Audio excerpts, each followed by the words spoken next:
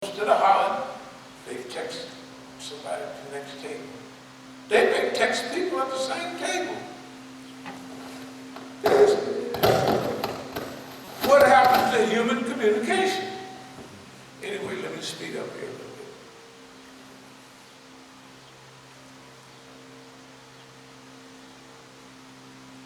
There's a type of fiqh that we have come across called a fiqh of extreme circumstances, fiqh of counter-espionage, fiqh of science fiction.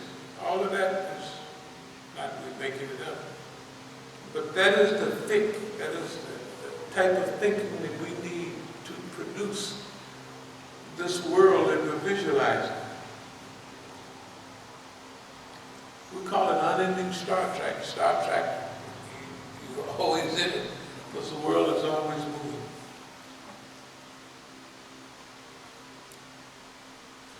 Okay, so this Oakland story, we're going to tell this Oakland story over and over again, because the Oakland story will tell the people how and show the people. You know, do you know how many videos and lectures we have? Good God. We got stacks of videos, CDs on every subject. We've had them for 20 years, 15, 20 years. On every subject, it has something. It has a category like strategic management under conditions of repression, planning, management, organization. We have maybe 20 CDs in that category with titles, everything. The last several years, look at how much what we've done in the last few years. Every subject that you can imagine, we've covered.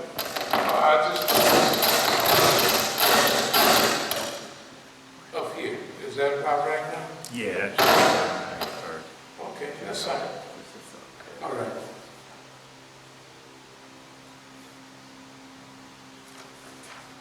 Ability to learn in public and teach in public. Ability to learn in public, to learn and relearn.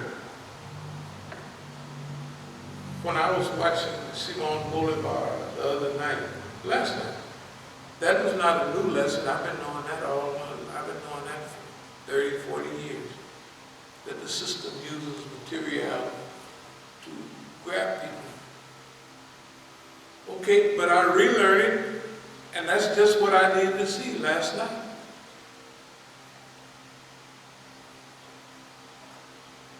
Strategic innovation, de-escalation of violence. What de-escalates violence? There's a good chance that since Iran is using humor, they're using humor right now. You should have read Zarif. Zarif, you know. Let's see if I can pull it up.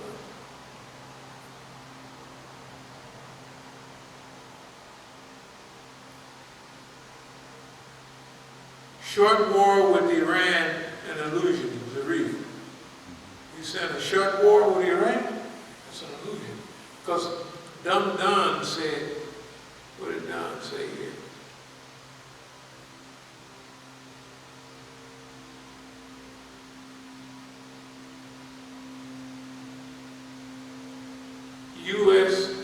U.S. war with Iran wouldn't last long. Trump is what he said. They're saying, you're crazy. First of all, you've already attacked us with your economics. That's a serious war. Strangling the country.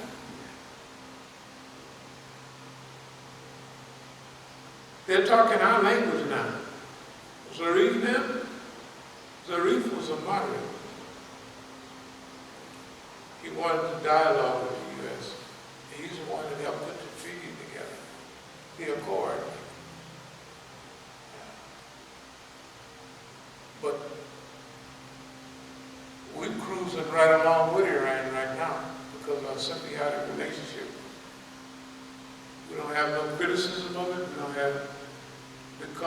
you got to remember, everything we said we demand, they're doing it. And you know where we see it at? Right here. Somebody is showing that we are who the Rahbar has. I haven't seen in years anything of him poking fun at anything. Right, yeah. He ain't poking fun at nothing. Yeah. It's already always a fatwa, always encouraging stuff. Yeah. Now he's grinning. Yeah, Don, you said, he said, and imagine him saying, this man is saying we don't say Mark America anymore. And everybody in Iran know they, after every good speech you chant, you say, Mark America, Mark America, right? Yeah. Everybody know that. Zarif was a moderate. Rouhani was a moderate. No, the dialogue. The U.S. cut their throat, they slashed it. They're putting their whole life on the line. They're telling the Rahbar, the Raisi, the principalists, they're telling the parliament, all, give us a chance to do this accord. All of them are telling them with the U.S. So they say, please. It's okay, okay. Give it a try. Give it a try. What they've taught everybody, whatever you do, do not be an ally of the United States of America. Because they're going to cut your throat. The guys that want to do dialogue with them, Zarif was over here last month. He was on Meet the Press. With all this stuff that's going on, he was still over here to talk to him, have dialogue. I think he knows by now, though. Yeah, it's all over. The point is, let me wrap up here.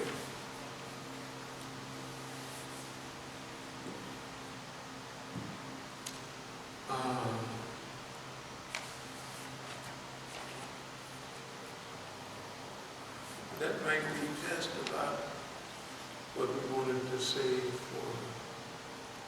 We want to just mention again that the life we're living is not necessary. We can live a better life almost within the next couple of years. We can eliminate all the hindrances to a better life. And the people with the money would be the only people that would want to see us live that type of life. We're rewriting history, and that's where we want to go. I'm going to close with that, although I have other stuff, but I think we are close. So, are there any questions about anything I was saying?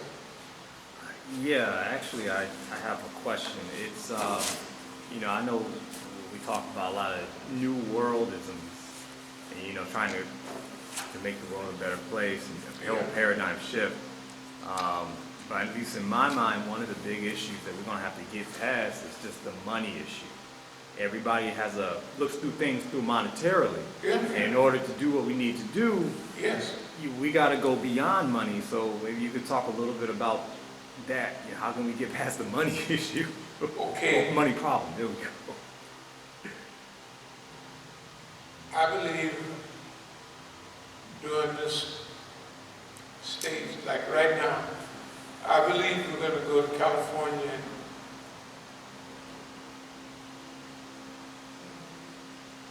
we're going to sue the government, so I believe we'll be way up in the millions. There's an organization. Now, I'm absolutely certain, not absolutely, I want to lie, absolute, that we will be infiltrated by the system, but we can package ourselves so we can't be sabotaged. Right. When it says, what do you need for rebellion? Money, money, money. Okay. We're going to have to provide a lot of the money. The other thing is credibility. My expectation is within a few months we're going to be hitting the newspapers. They're going to make us famous. That the spirit of isolation was for isolation.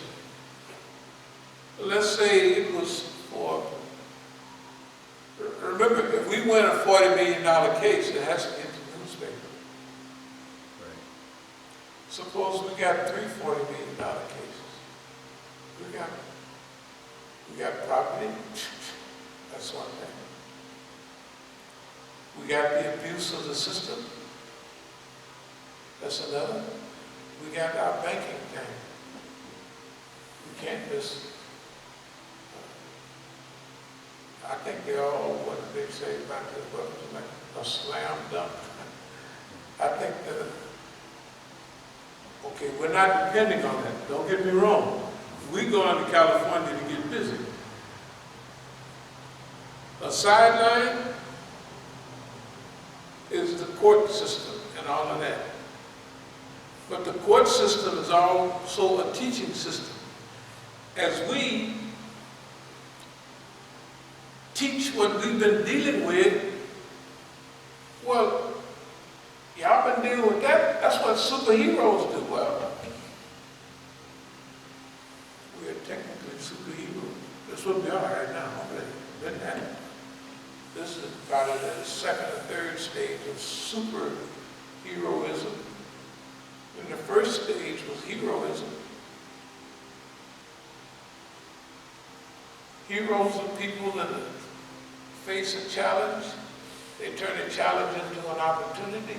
They overcome whatever obstacles are put in front of them, right? They're heroes. That's what we have done that, and we're doing it.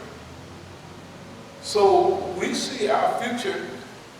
The other thing is,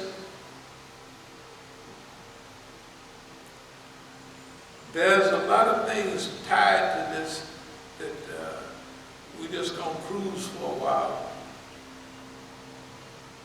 and let it take its own course without us saying anything or influencing its direction. That's a small part of what we're doing. Another part of what we're doing is open and clear. And we want everybody to see it. Another part of it is the great world that we're living in. You have to realize, if you just keep up with this stuff, we are more skillful at world politics than anybody they got in any of their houses. I'm talking about the White House. Now, I'm not bragging, but I want the people to understand this. Out of the worldly scholars, none has forecast anything near close with any accuracy at all for what we're talking about. Of course, somebody says, yes, I believe this is going to happen, and it happens. Their batting average may be, they come up to bat 50 times, and they may do that once or twice. But it's not every day, every time. Only place that comes from is from God Himself. No human being can hit the ball out of the park all the time, every time. It just don't happen. Okay. So now we know, we believe Allah is on our side. As long as we stay right. The white man wants to turn over millions to us, hoping that it will corrupt us. We'll go get some cutie pie. Hey, all this money. I told y'all, or get arrogant. I told y'all what was going on. Now you see that a nigga's who he's supposed to be and been who he is all the time, and y'all been sitting back watching when you could have been. That's what they think, that's what they want, that's what they hope. You know they've been hanging on that hope for the last 40 years, that one little thing is going to take him out. We'll get him with cutie pies, because all niggas get diverted with cutie pies. We'll get him diverted with money. We'll scare the nigga, we'll worry him to death. I did exactly opposite of everything. There's great books from 40 years ago. Everything that they was doing to me, I studied the counter to it. Stress. What they were doing 40 years ago was a little stressful. And 50 years ago, it was darn right scary. It was, I mean, I was a standard human being. You gonna take my money? I mean, you know, you would be sensitive, let's call it, not paranoid. Let's call it sensitive. But it means paranoid. Because the whole white man system, you look up and you see everything he got, he's throwing it at you, and you're in your 20s. Hey, man. When you get through it, it's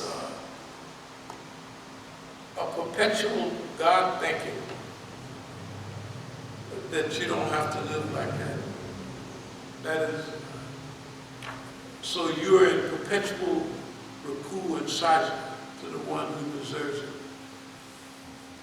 But you don't care nothing about the people that did it to you and what they got, because after you pass through it, decade after decade. For instance, I remember say like 81 and all of that. If they was putting me through stress, I would go study a book on stress relief. How do you stress relief? If they gonna manipulate you psychologically, I just went and got everything on psychological manipulation. I still have all of this stuff. They make loud noises, they do this, they thrive. Hey, man.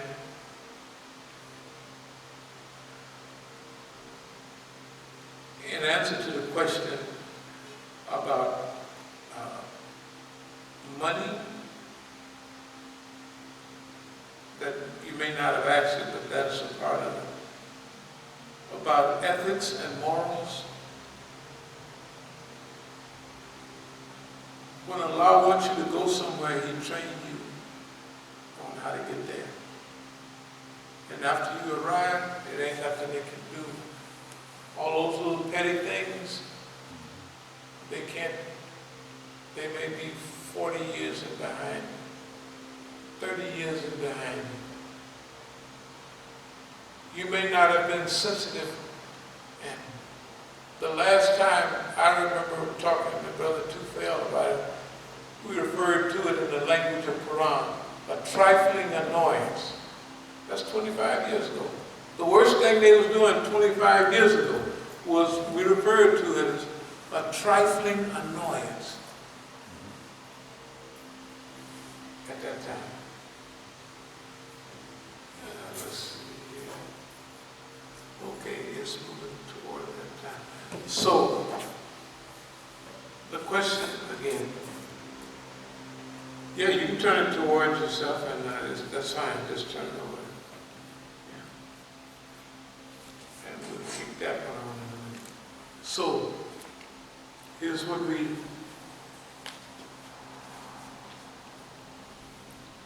remember that turn it down low. Is that's super high? That's all high, yeah. Yeah. That's fine, yeah. So,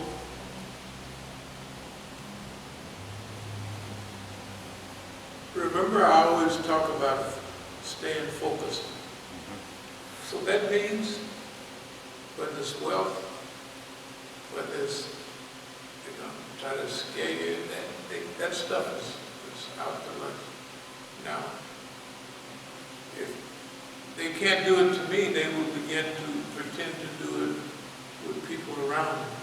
So people around me will have to have learned the stuff I'm talking about. They got to learn that fast. They all learn it. There's no other way around it.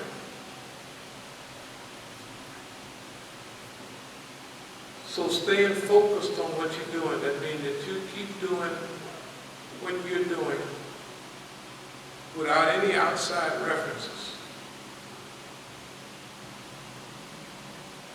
That means you're an internal. Remember we talked about internals and externals? Externals are people that blame everything outside. The weather is, somebody else was telling about physical fitness. And he said, it's raining today. I said, you can't. After you get in super shape, you can say, I'm taking off today. It's raining. But not in the beginning. You gotta do it every day. Right.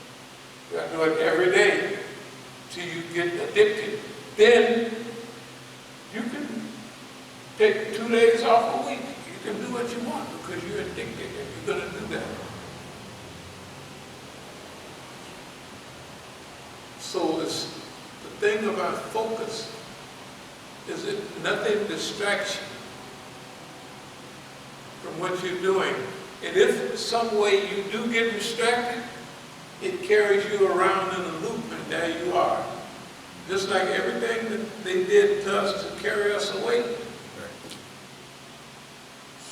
You go around, they took us on a shortcut. That's what they did. Everything was a doggone shortcut. Everything.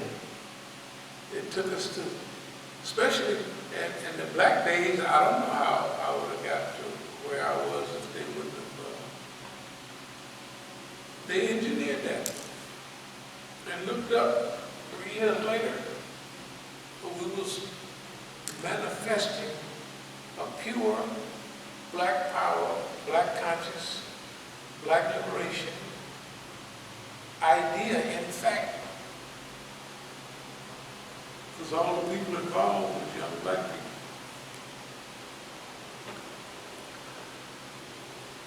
The other thing is being unified.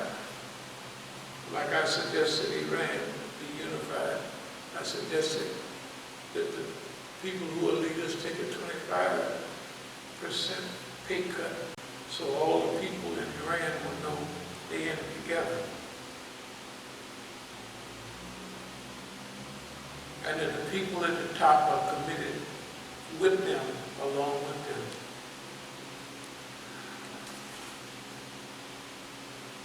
We don't even have to worry too much about things because the momentum of the system is carrying the system down. Like, for instance, we don't have to do anything to America. We don't even want to do anything, you know what I mean? In fact, my khutbah tomorrow will be 41st Surah, ayah 33, 35, again. Yeah, that's what we're going to do again. Because we're not going off over here, over there. We said we're going to stick with 5 or 6 subjects. And we're going to stay focused on them. So whatever happens is going to keep coming back. Ain't nobody getting away, pretending like they don't know. That's where we're headed. See, the other thing, committed. In science of agriculture, everything. Self-control, willpower, strong-mindedness, endurance, toughness, resistance, durability, all of those things are what we're doing right now. Okay, did I halfway answer the question? You fully answered it. Yeah. Huh? You fully answered it. Yeah, because see, yeah, thank you very much. Okay, are there any more questions? Nice, that's it. Okay. Akul Kali Hada, Astaghfirullah, we want to go.